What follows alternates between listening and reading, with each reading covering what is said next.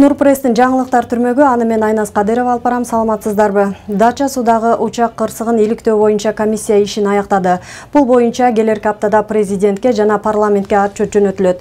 Эске салсак, 2017 жылдын 16 январында Гонконг-Стамбул каттамында учуп бара жаткан Boeing 747 транспорттук жүк ташуучу учагы кулап, Кыргызстандын 35 жараны жана 4 экипаж каза болгон.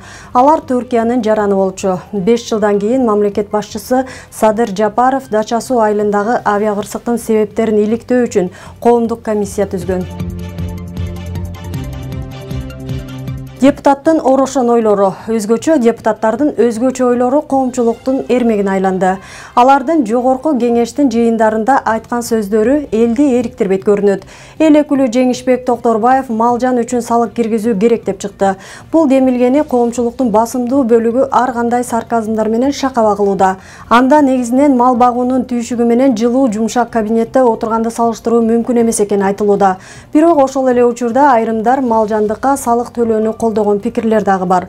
Алардын бири Бек Борбиев. Ооба, кадимки эле артист айтып жатабыз. Бек Борбиевдин бул пикиринен кийин тойлордо ырдап, акча алганыңар үчүн, гонорар үчүн салык төлөгүлө деген комментарийлерди калтырып жатышат. Эми өнүккөн өлкөлөрдө малжандын баарына, дегеле үй жаныбарларынын баарынын паспорттары бар жана ар бир башына салык төлөшөт. Биз өнүгө элекпиз деп кесир сүйлөбөйлү. Бирок алгач фермерлердин жүгүн жеңилдете турган шарттар түзүлгөндөн кийин салык тууралуу сөз кылган туура болчудай. Азыр жыргалынанда түйшүгү көп. Жайгышы дебей мал менен жан баккан фермерлерди кой, адамдар менен иштеген ишкерлер кассалык аппарат койбой каршылык көрсөтүп жатпайбы? Салык кызматынын маалыматы боюнча 54 000 ишкер кассалык аппарат колдонот. Жакында дагы 10 000 бизнесменге аппарат берилди. Кыргызстанда суу катуусу 30-дан 50% чейин азайышы мүмкүн. Бул 2050 жылдардан кийинки божомол. Бул түшүмдүүлүккө, азык-түлүккө терс таасирин тийгизет. Тагыраак айтканда, тамак-аш тартыштыгына алып келиши ыктымал. Илимпоздордун маалыматы боюнча 2028 жылдан баштап дарыялардагы суунун агымы азаят. Мындан улам суу тартыштыгын алдын алуу кечиктирилгеч чаралардан болушу керек. Муну ар бирибиз өзүбүздөн башташыбыз керек. Үйдөн сууну агызып коюп, жүрө берген же чоң кое берген учурларыбыз көп эле кездешет. Же кран бузулуп калса, айлап андан суу агып тура берет. Ал эми тоодон түшкөн суунун 50% жерге жөн эле сиңип кетет. Бул лотоктордун жоктугунан. Кыскасы, колдо бар алтындын баркын билбейбиз. Суу алтындан артык боло турган учур келе жатат. Ошондуктан ар бир жарандан мамлекеттик деңгээлге чейин сууну сарамжалдуу пайдалануу чараларын колдонуу шарт.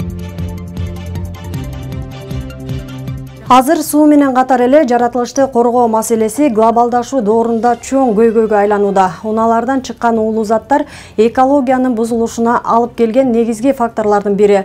Мындан улам электромобилдерди колдонуу заман талабы болууда. Бирок анын наркын көпчүлүк көтөрө албайт.